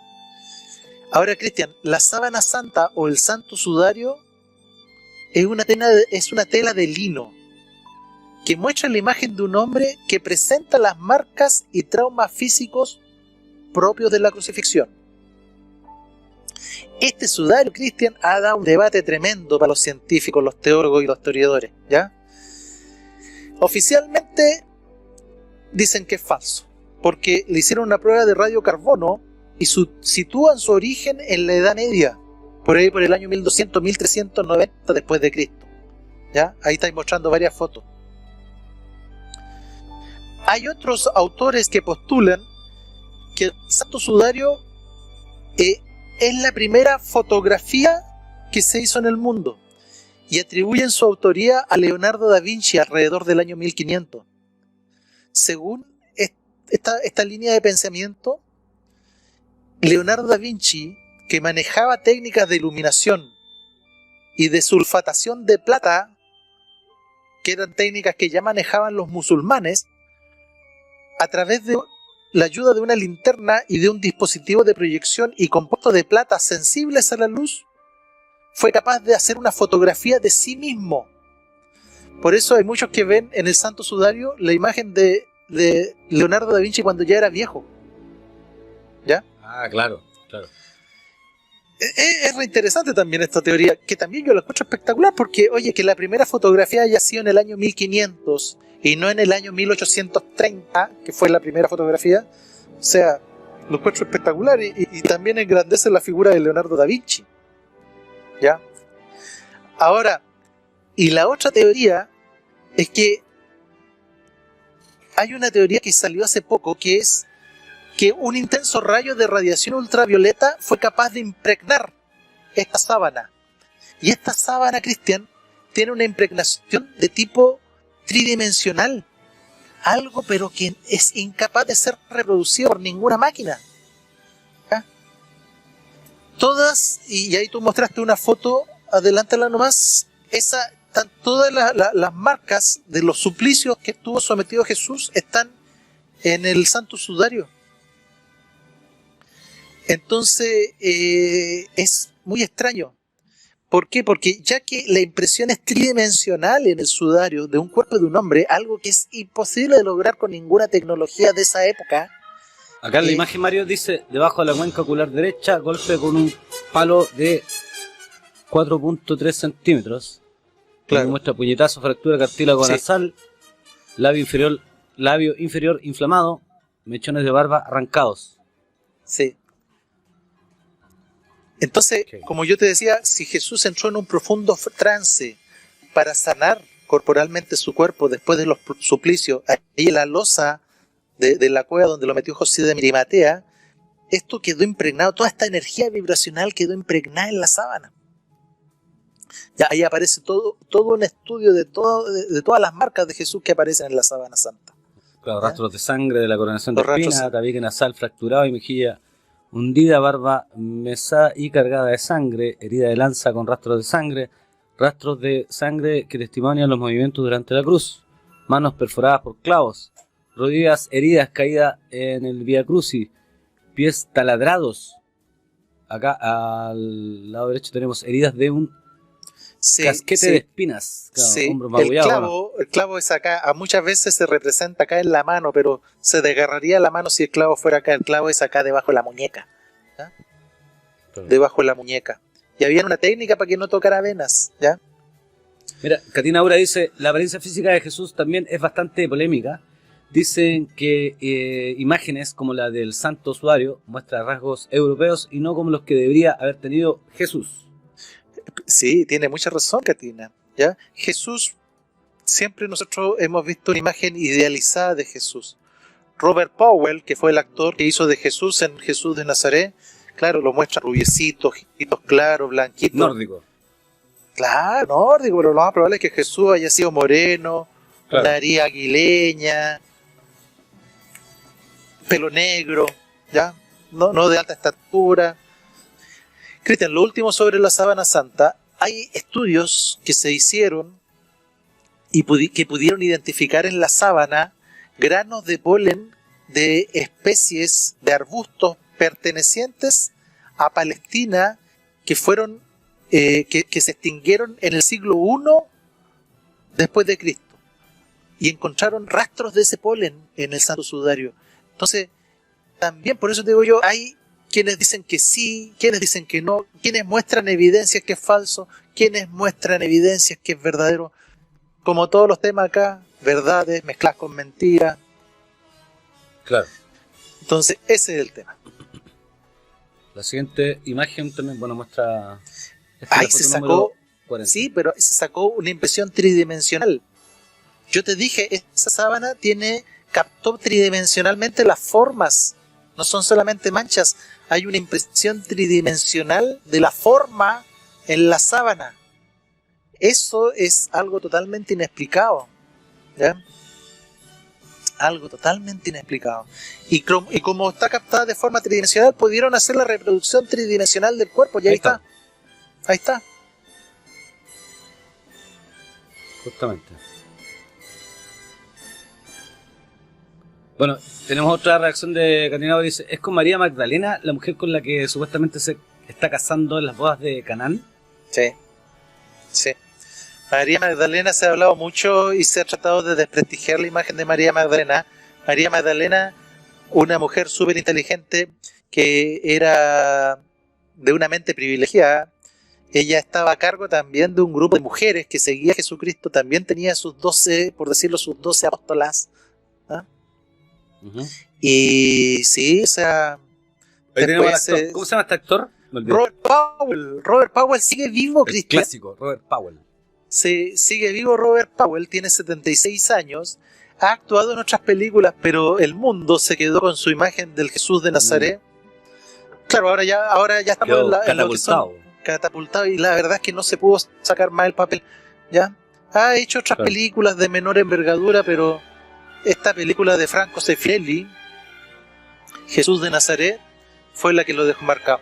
Y vamos ahora a las películas, pues, Cristian. Ok, entonces veamos libros y películas recomendadas para este tema, Mario. Y antes de que nos vamos, también tenemos un material ahí súper importante e inédito, captado por producción de Viaje a lo Desconocido. Así que no se despeguen, quédense, porque vienen una imagen súper interesante de unas luces bastante extrañas que están apareciendo aquí en Antofagasta. Vamos con las películas y libros, Mario Díaz. Ya, bien rapidito, película, bueno, Jesús de Nazaret de Franco Sefirelli con Robert Powell, Olia Hussey, Ernest Borgnine, varios actores, ¿ya? También La Pasión de Cristo del año 2005, película de Mel Gibson, donde Jim Caviezel hace el papel de Jesús. Y otra película muy polémica del año 1988, La Última Tentación de Cristo de Martin Scorsese, con Willem Dafoe, las tres más conocidas, pero hay muchas películas, ¿ya? Está también El Cuarto Rey Mago, yo la recomiendo, El Cuarto Rey Mago, muy buena. Ah, buena, El Cuarto Rey Mago. El Cuarto Rey Mago, sí, una película muy buena, ¿ya? Dentro del mundo de cultura, sí, la ópera rock, Jesucristo Superstar, famosísima, ¿ya? De Andrew Lloyd Webber, que partió en Broadway en 1961, después se hizo una película, Jesucristo Superstar, y en todos los países se han hecho estrenos. En España se hizo también la obra teatral Jesucristo Superstar con Camilo VI como Jesús, ¿ya? En Suecia, Camilo VI, era Jesús. Sí, pues sí. Sí, en 1972 se hace en Suecia también Jesucristo Superstar, la obra de teatro, la ópera rock. Y Annette Farskog, la rubia de ABBA, hacía de María Magdalena, Cristian. Ah, mira. En 1972 se estrena Jesucristo Superstar en Australia, y en sus funciones se conoce Russell Hitchcock y Graham Russell, los que después forman el grupo Air Supply. ¿Ubicáis el grupo Air Supply? Sí, po. También se conoció ahí, po. En Chile, Cristian, también un Jesucristo Superstar, po. En el año 77, ¿ya? Y ahí, ¿sabes quiénes eran los actores? Fernando Alarcón, Canitrot, hacía de Poncio Pilato. Ah, sí. Mira. La Maite Montenegro, las del Happening, la Maite Montenegro hacía de María Magdalena. Oye, y hace poco... esas cosas sí en YouTube son raras. El 2012 se hizo una versión inglesa de Jesucristo Superstar, conmemorando los 40 años. Y en el papel de María Magdalena pusieron a Mel C de la Spice Girls. Mel C de la Spice Girls hace el papel de María Magdalena. ¿Cómo lo encuentra la gente en YouTube? Todo en YouTube. Libros. Libros. El Enigma Sagrado, muy bueno. El libro de Urantía, ya lo mencionamos. Caballo de Troya 1. ¿Ya? De ahí viene el 2, el 3, el 4, el 5. Varios más. Jesús murió y vivió en Cachemira, de Andrea Faber-Kaiser. Muy bueno. Vayan tomando nota, chiquillos, vayan tomando nota. Jesús, Mesías o Dios, el equívoco que alteró la historia del cristianismo, la gran impostura, muy polémico este libro de Manuel Bake, así viene en línea así con lo que piensa María, ¿ya? La gran impostura, el evangelio perdido, el evangelio de Judas. Esto es para hablar un capítulo entero con este puro evangelio, el evangelio de Judas, que muestra que Judas en realidad no fue un traidor, sino que fue uno de los discípulos más avanzados que junto con Jesús planearon su muerte y su traición, ¿ya? El evangelio de sí, el evangelio de Judas. Mira. La verdadera historia de Jesús y María Magdalena. También estuvieron casados, esposa, discípula, sucesora, toda la vida dice de María Magdalena. Dice la teoría. Una mujer increíble. Para no herir susceptibilidades. Sí, oye, tenemos la última reacción acá de Catina. Dice, leí un artículo que mucho del carisma de este actor representado a Jesús era que él no pestañeaba en ningún momento durante sus diálogos. O sea que cuando él interpretaba a Jesús estaba con la vista así súper fija, no solo pestañeó. Fue una gran actuación la de Robert Powell. Todo el mundo lo va a recordar por esa actuación. Bueno, siempre lo recordamos al final, en Semana Santa. Inevitablemente, en TVN, como todos los años. Bueno, estamos llegando al final de Viaje a lo Desconocido. Este capítulo estuvo espectacular, Mario. Bueno, quiero darle un aplauso, por supuesto, a toda la gente que estuvo conectada con nosotros.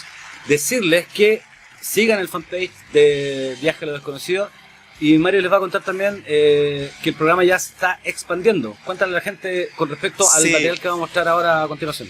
Sí, bueno, Raúl Núñez, un ufólogo amigo de amplia trayectoria, ya quedó en realidad bastante perplejo con las filmaciones que logró Cristian durante la semana.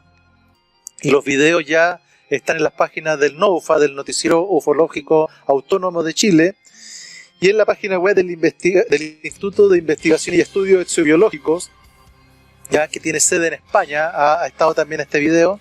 Así que, no, súper bien. Se han estado, digamos, propagando el material que ha surgido. Podría no haber surgido, pero algo tiene Cristian que claro, algo tiene Cristian que llama a estas manifestaciones anómalas. He tenido varias experiencias. La verdad es que no mucha gente lo sabe, pero este programa partió el año 2009. Ya lo habíamos comentado al principio, en la Radio Desierto. ¿Te acuerdas que lo grabamos ahí en el estudio Black? Y yo llevaba un pendrive a la Radio Desierto el año 2009 justamente. Y desde esos tiempos que ya nosotros veníamos con el... De hecho teníamos el mismo soundtrack de fondo, de Paranormal Magnitude. Y yo puedo dar fe que cuando nos conocimos, Cristian, hace 25 años, tú me comentabas y digamos que veía y a veces veía y cosas extrañas, y de ahí empezó a surgir este interés mutuo, ¿no es cierto?, en estos temas anómalos, y conversábamos de estos temas, así que no, bien, pues. Bien.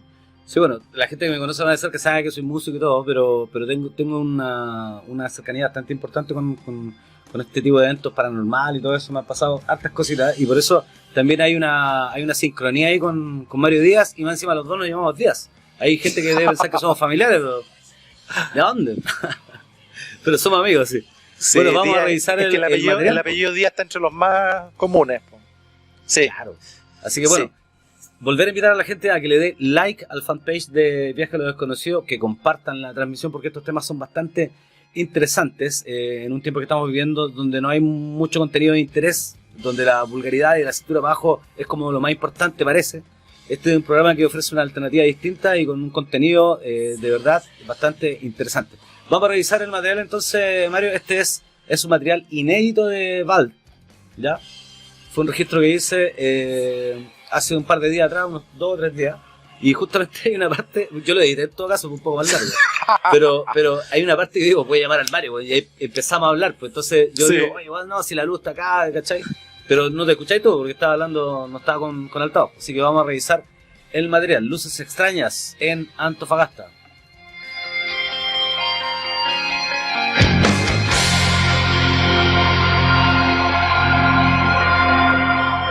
Luz en el cerro. La Cata la vio. Bueno, aquí está la ciudad. Si nos acercamos, ahí se ve. Oh, desapareció. Bueno, voy a dejar grabando. Voy a hacer un acercamiento que se vea un poquito la luz de la ciudad.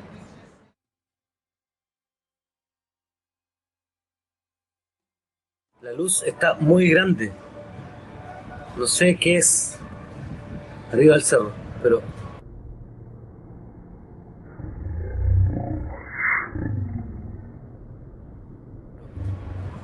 Es muy grande. Es gigante. Pero es demasiado grande, hermano. Ahí está. Arriba del cerro. Es demasiado. Arriba del cerro. Esa es la tonta. Estamos en Antofagasta, a la altura de la calle Uribe. Aquí está la calle Uribe. Esa es la calle Uribe donde bajan los autos. Y la luz está arriba del cerro. Es muy grande. Se había ido. Ahí está. Arriba del cerro. Yo quiero buscar a mis gatos si no van a lucir. Parece un sol, ¿o no? Sí. Ahora voy a alejar un poco el zoom. Ahí está la ciudad. Te pasaste.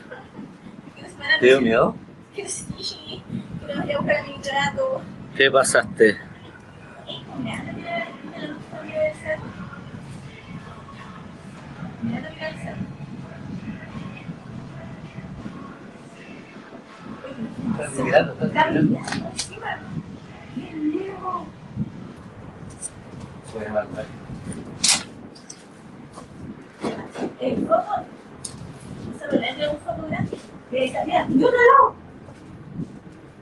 Hay otro al lado, ¿no? Esa acabó. Ahí se fue.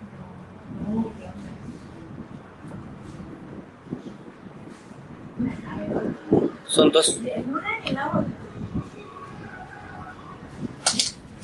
Es muy crítico.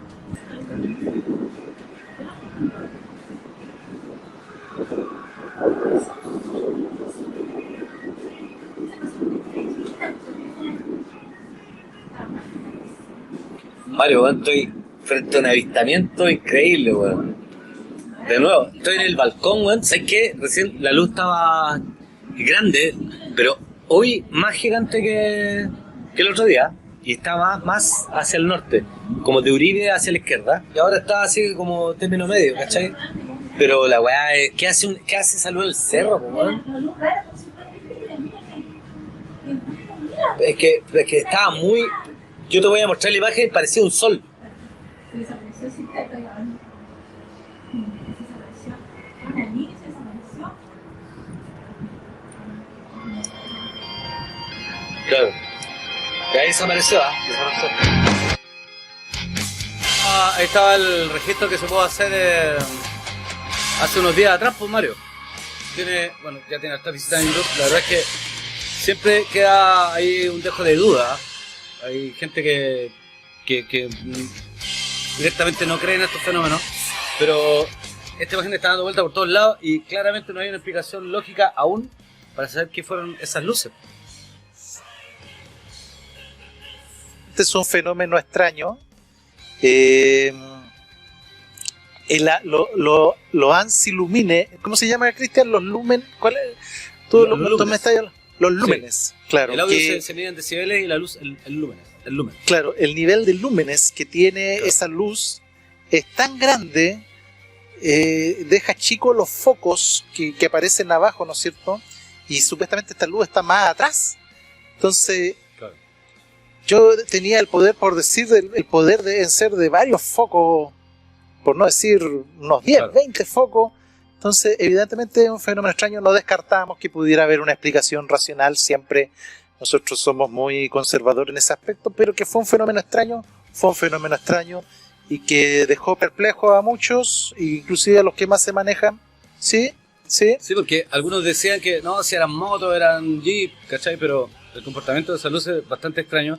De hecho, unos días antes también había captado otra luz. Claro. En cuarentena.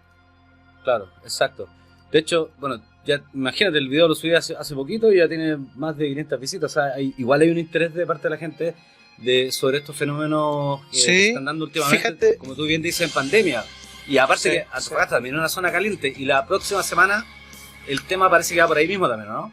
Sí, Cristian, mira. Próximo programa de Viaje a lo Desconocido. Vamos a ver lo último en desclasificación OVNI y avistamiento a nivel mundial en este año 2021. Ya ha habido muchas novedades. Vamos a analizar todas las desclasificaciones, por ejemplo, sobre los metamateriales que ha hecho la CIA, el Pentágono y la Armada los últimos comunicados, las hipótesis, los desmentidos, y veremos los últimos avistamientos año 2021 en Chile y el mundo, demostrando que la existencia de los ovnis ya es un tema zanjado. Si los ovnis existen, todos lo han dicho, ¿ya? Claro. La autoridad ya dice que sí, el único tema a discutir es el origen, Claro. pero de que los ovnis existen ya es un tema zanjado. Si la discusión es cuál es el origen. Claro, lo otro que hay que ser bien claro es que cuando uno habla de ovni no necesariamente está hablando de una nave, de un artefacto, estamos hablando de objeto volante no identificado, volador no identificado. Que no identificamos, nada más. O un ovni, objeto flotante no identificado, o un OSNI, que es cuando la cuando la víctima ve un ovni, cuando la víctima ve un ovni dice OSNI, no, es que el OSNI también existe porque es objeto submarino no identificado.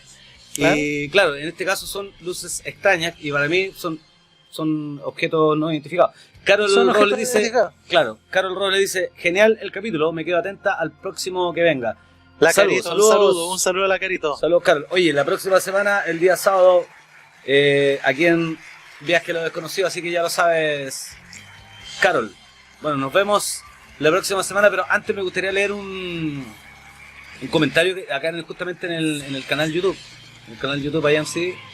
Mira, no se alcanza a ver ahí, pero mira, Juan Camilo Ramos dice: hola, vivo en el mismo edificio, en un edificio que vivo yo, y también vi este fenómeno. Él lo vio también, en el mismo momento que lo está viendo. Al inicio creí que se trataba de personas en el cerro, acampando, trabajando, qué sé yo. Pero con el tiempo me di cuenta que esto no solo ocurre arriba del cerro, a eso de las 3 AM o 4 AM.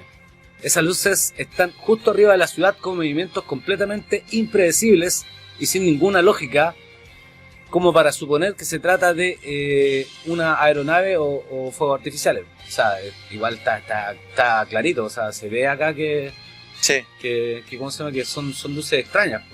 Sí, porque tenía un aspecto que tú nos has mencionado, que también hubo una grabación anterior en los cerros al sur de la ciudad, que tú hiciste, me parece que fue el martes, donde también se veía un Foo Fighter, que tenía una forma circular media plasmática, ya parecía que tenía una forma de plasma, que también está dentro de la página de videos de Viaje a lo Desconocido para que también lo vean, pero eso se vio antes, ¿ya? Bueno, ahora, este material está en la página. Mira, insisto, I Want to Believe están con nosotros. Matías Prieto. Fiel seguidor también, ¿eh? Sí, fiel el Matías. Mario, estas imágenes están en la página del señor Núñez. Sí, de Raúl Núñez, está en la página del NOUFA, ¿ya? Así un ufólogo de los de más trayectoria en este país. Ok, entonces comenzamos a despedir el capítulo de hoy. Estuvo espectacular. Misterios de la vida de Jesús. Así que nos vemos la próxima semana, Doc. Con el Desclasificación OVNI 2021. Próximo sábado. Ahí va la foto. Va la foto. Ahí, para la ficha, Ya, nos vemos. Que estén muy bien. Chao, que estén Cuídense. bien. Usen mascarilla. Oye, me cargan andar con mascarilla, pero puta, hay que usarla, weón. Nos vemos.